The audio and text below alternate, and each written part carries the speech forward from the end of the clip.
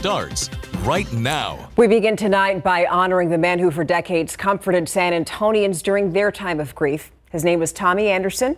You may have known him as Mr. T. He was a funeral director, and last week he died after his house caught fire. But tonight, the night team's Avery Everett was there as the community came together to honor Mr. T one last time. Hugs are holding this family together through a hard goodbye. No, he was be missed immensely. Tommy Anderson had a spirit known widely across San Antonio. For decades, he was a funeral director, but his smile lasted his entire life. How would you describe him? My dad was a character. That's why his death has been so hard. My dad meant so much to so many other than me. Anderson died after his southeast side home caught on fire just more than a week ago. Arson investigators on the scene say his motorized mobility chair sparked the flames, and his son, Tommy Anderson III, was there as fire crews put it out. It didn't burn to the point that it cannot be saved. Yeah. But we can't deal with it. What did this place mean to him? This was his safe haven. Why was it so important to drive your dad past this one last time? This is home.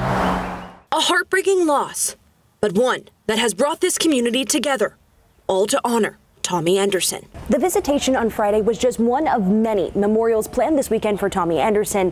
His family is inviting the public to his funeral on Saturday. Those details are on your screen right now and on KSAT.com. Avery Everett, KSAT 12 News. We, the jury, find the defendant, Andres Perez Tarnava III, guilty of the offense of murder as charged in the indictment. If they're clear as day, guilty. That's what a jury decided in the trial of Andres Tarnava. It took the jury a little more than an hour to convict Tarnava in the murder of his ex-girlfriend from back in 2021.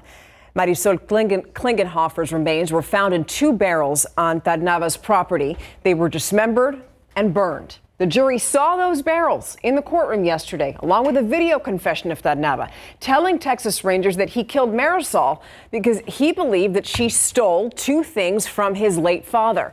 Now a judge is going to decide how long Tarnava is going to be in prison. He faces anywhere from 5 to 99 years behind bars.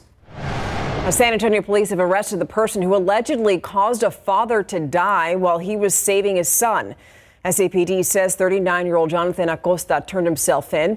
He's accused of hitting and killing a man with his truck on Dove Canyon near Loop 1604. Police say that earlier this month, the man was walking along the road with his 12-year-old son when Acosta allegedly hit and killed him. Acosta is now charged with collision involving death. So a little more than an hour ago, road closures went into effect. This is all part of the 1604 North Expansion Project. It's happening on the northwest side of town. It's going to affect you near the 1604 and I-10 area. By the way, roads are going to reopen here Monday morning at 5. Now, we do know that there is a ton of construction and road closures happening all over town, and that's why we have you covered over on our Traffic Authority page on KSAT.com. Scan that QR code on your screen right now. It'll take you to a full list of road closures and detours. That way you can plan your weekend ahead of time. Also, good luck with that. And for planning weekend, I would guess this would be the weekend for a barbecue instead of last weekend. Absolutely. Stoke up the smoker. That's what I say. Take a look at our Authority rainfall totals today. Very streaky little isolated showers here and there. And for the most part, under a ½ an inch, but a few locations far south of town had radar estimates of about a ½ an inch. It's all over with. It's nothing left, just partly cloudy out there the rest of the night. Very quiet tonight and a beautiful full moon. Go outside and check it out. It recently rose and had that nice glow to it, the nice orange color. Speaking of orange, this orange area, southwestern Gulf of Mexico, 60% chance of turning into another tropical disturbance right on the heels of Alberto. That was the weak tropical storm that moved inland in eastern Mexico. Still pushed our water up about 3 feet higher than normal tides just a couple of days ago. Anyway, we're going to watch this, and I'll be back to talk about where this is likely to go with its moisture that's going to be pushed on shore, and of course, some rain that we could use. We'll talk about that in just a bit. Looking forward to that, Adam. Thank you. Today, a big ruling in the U.S. Supreme Court in an 8-1 decision. The High Court upheld a ban that prevents people with domestic violence abuse records from owning a firearm. The justices rejected the argument by gun rights groups that the ban violates the Second Amendment. Chief Justice John Roberts wrote that the law, quote, confirms what common sense suggests. Today's ruling, no doubt, a huge sigh of relief for survivors. By the way, we want to take this opportunity to remind you that if you or someone you know is in a domestic violence situation, please scan that QR code on your screen. If you do that, it'll take you to a list of resources that can help you get out of that situation safely. Now, happening tomorrow, gun safety is going to take center stage. San Antonio police and fire departments are teaming up for a community safety fair in District 3. And here's what's happening. SAPD is giving out free gun safety lockboxes to raise public safety awareness. The event is happening tomorrow at the Southside Lions Senior Center on Pecan Valley, and it goes from 9 to 11 a.m. A lot of us are complaining about the heat, but we also have to keep in mind that it's changing the way that Border Patrol agents do their jobs along the U.S.-Mexico border. Zaria Oates was in Laredo today, where Border Patrol agents showed her how tools like drones are helping them in search and rescue efforts with migrants. U.S. Border Patrol agents tell me they see heat-related illnesses and drownings frequently here in Laredo at that U.S.-Mexico border. They say that they're trying to improve their drone and infrared technology to help search and rescue migrants in crisis. U.S. Border Patrol uses these drones with cameras and heat sensors to find migrants who might be struggling in the water or suffering from heat-related illnesses. This is basically what one of our personnel carries in his vehicle. This is all American gear that we can help out persons in distress.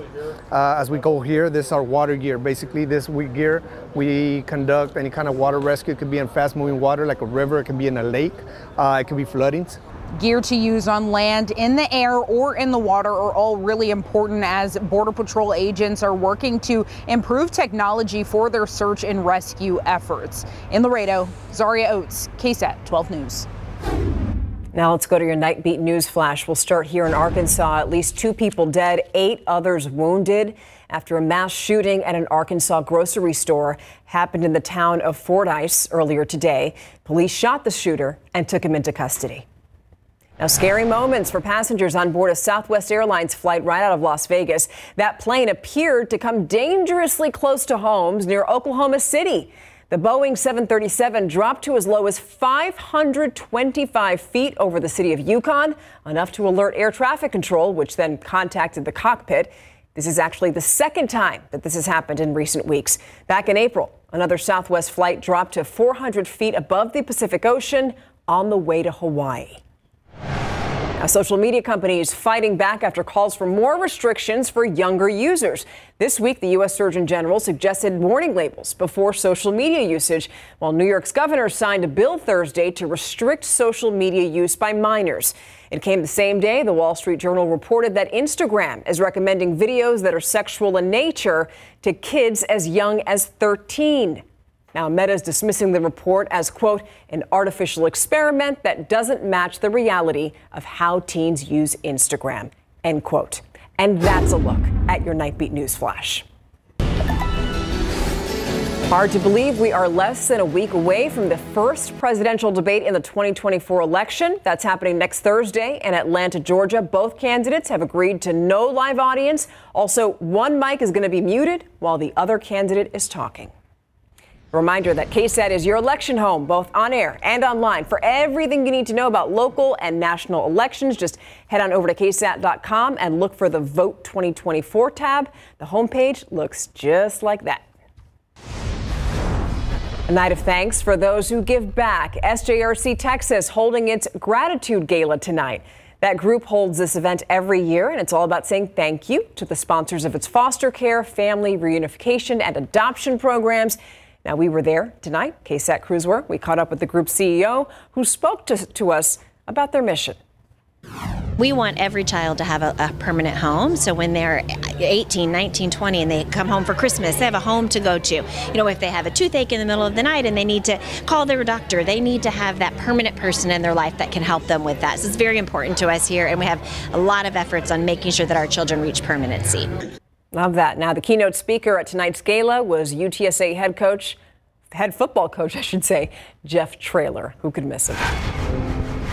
A church in a West Side neighborhood was deemed a habitual noise violator by a municipal court judge. We told you about that back in May. Now, their speakers have been taken by the city. Tonight on Nightbeat, how those who live in the area are reacting.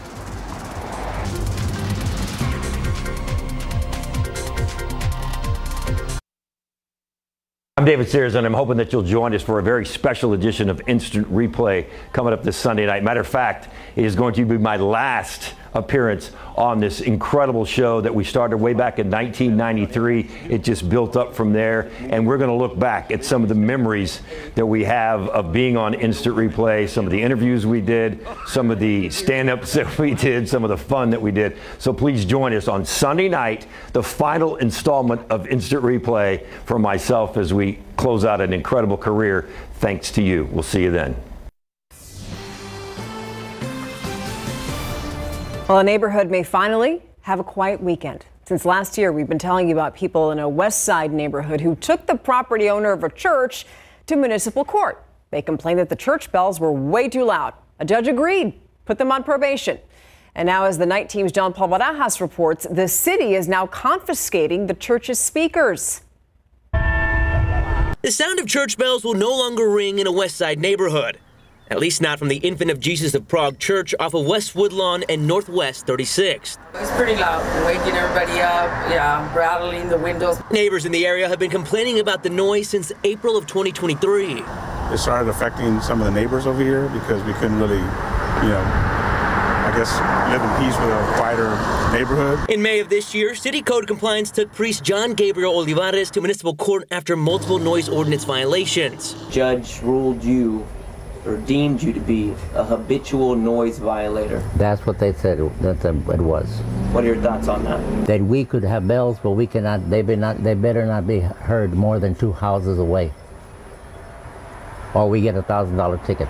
We got 6. Code Compliance says the municipal court put the priest on probation, but due to continued violations, this morning, in a win for neighbors, the city confiscated the church's speakers. I respect the church. I respect anybody's religious beliefs, of course, but the thing is that if you're going over the required noise meter. All we wanted was the volume lowered. There's homes all around him. But priest John Gabriel Olivares says he's not going down quietly. When we first did this story, you said, if you don't like the noise, you can buy us out, right, or shut the hell up. That's it. That's what I said. Every word. This has not ended by a long shot. Trust me, it has not. John Paul Barajas, KSAT 12 News. Right now, 10:20, 82 degrees out there. Adam, it is finally Friday. People can go out and enjoy this weekend. I'm just happy that we're not going to see triple digits. Yeah, triple digits not a thing right now, which is a good thing. And we've had 7 100-degree days so far this year. We're not going to add to it anytime soon. I want to talk about that area of potential tropical development that I pointed out earlier. It's in the southern Gulf of Mexico, right on the heels of Tropical Storm Alberto, as that made landfall just a couple of days ago in eastern portion of Mexico. Now, there's some moisture with this, a little bit of a counterclockwise swirl, some upper energy, and you see some convection here. See how these clouds really build up in the southern Gulf of Mexico, the Bay of Campeche? That's a sign of thunderstorms. You're not going to see the green and red on the radar because we don't have radars down there. So you just have to base it off satellite imagery. But there's some energy and some disturbed weather there, with the 60% chance of it developing into a tropical cyclone. That could be a tropical depression, maybe another low-end tropical storm. Here's the kicker. This one's going to have a different result than what we had from Alberto's moisture on the far north side of it, because Big Blue H, upper level high, it's anchored over Tennessee right now and Georgia, and that's going to be working its way, sliding overhead over the next couple of days and then settling over the desert southwest, basically acting like a big block to keep any of that tropical moisture and energy away from us. So, I often say the door's open, we just need some disturbances. Well, the door is going to be closed with that high slides overhead the next few days. It does open up in the middle of next week, but we need a disturbance to come in from the north because the clockwise circulation around those upper highs, the steering flow, will be coming in from North Texas. So we'd have to rely on leftovers of thunderstorms in the Panhandle or even Oklahoma or North Texas. Our rain chances are pretty low, 10 to 20%. going forward, basically this weekend all the way through next week. So minimal rain chances. We could use more, of course, we all know that, but here's proof positive. Look at Canyon Lake Reservoir, 57% full. That's 23.5 feet below the conservation pool. A minor improvement from the recent rainfall, but not a significant improvement.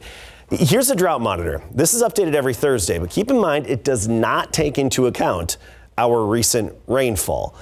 And I'm going to highlight in white here. I'm going to outline the area of worst drought in our area, the orange and red, the severe and extreme drought, and then show you how much rain fell on that area. It's something, right? Generally under 2 inches, but there were some pockets of 3 inches within that drought-stricken area. I just wish that we could have taken some of these higher totals from the Gulf Coast of 5, 6, 7 inches and transplanted them westward into our drought-stricken area. Either way, obviously, we'll take it. We just need more of a splash. It was more of a little bit of a drought denter opposed to a drought buster for parts of our area. Tomorrow morning, 74 degrees, very sticky in the morning. You'll feel that humidity all day.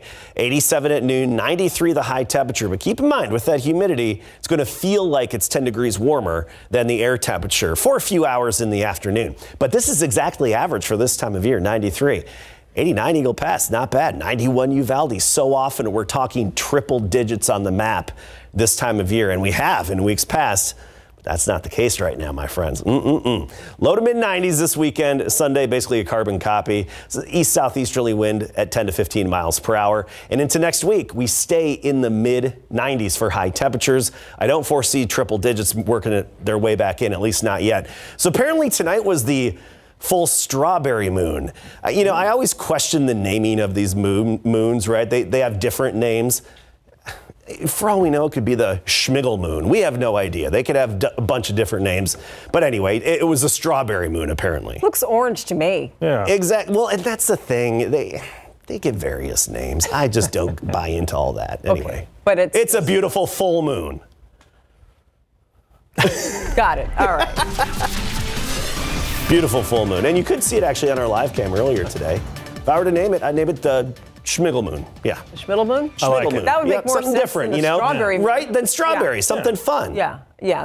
Something fun indeed. Now, Texas is a very loving place. Yes. And we have so much love that we are sending 1,700 miles away to our girl in Eugene, Oregon. Yes. She tried, Elizabeth Leachman. She did, and I'll tell you what, she's 16, and she was going against women 27, 28, 29 years old. Nonetheless, Elizabeth Leachman, she had all of San Antonio and Bernie watching her, and she gained valuable experience tonight. What a show. Plus, Team USA, the U18 squad, well, they just continue to blow out the competition. Coming up.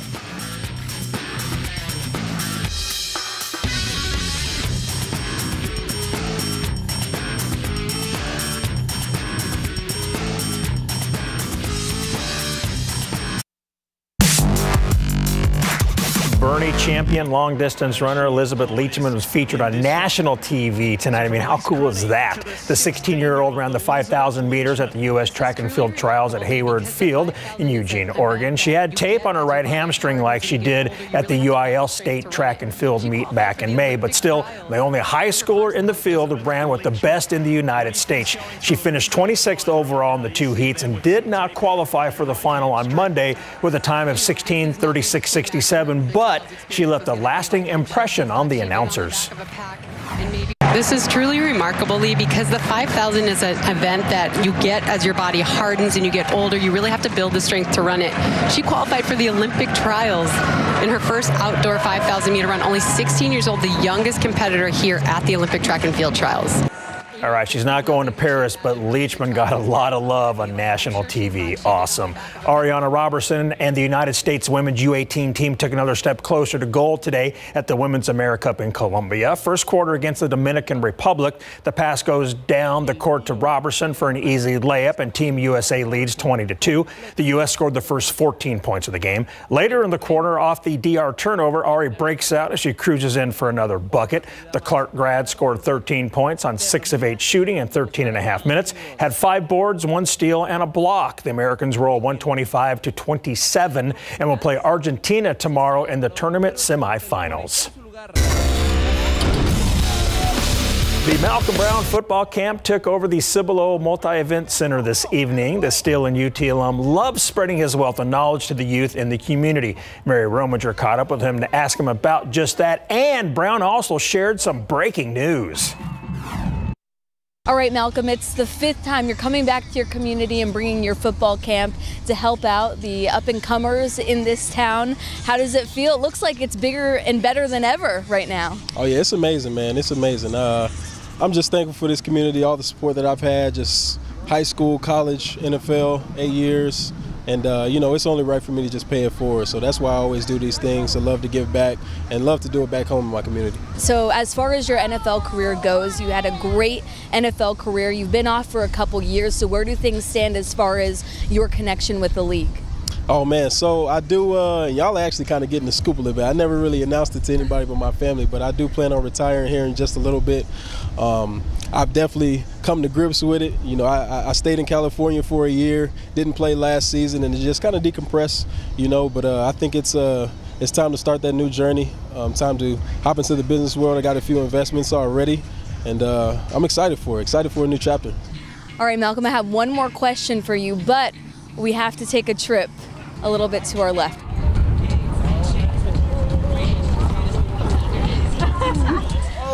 Oh, to be a kid again. All right, my last question is, what was your favorite memory of your NFL career?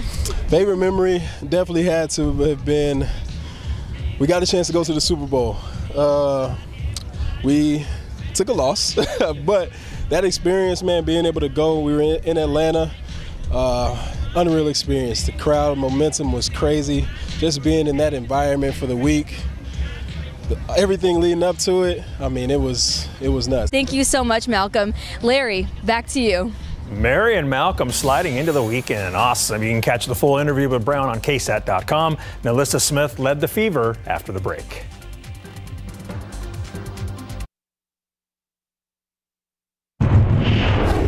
In Major League Baseball tonight, the Texas Rangers beat the Royals in Arlington 6-2. Nathan Eovaldi got the win, and at last check, the Astros were leading the Orioles in Houston 14-11 at the end of the 8th. In the minors, Texas League Baseball, the Missions lost at the Sod Poodles 10-2. And in the WNBA tonight, Melissa Smith led the Indiana Fever to their 4th straight win, a season best. The East Central alum and Baylor grade had 21 points, 9 rebounds, 2 assists, and 2 blocks against the Atlanta Dream. Her teammate Caitlin Clark had 16 points. The Fever win 91-79 in front of a record-breaking crowd of 17,575 fans at State Farm Arena. All right. Well, thank you for that. You got it. We'll be right back.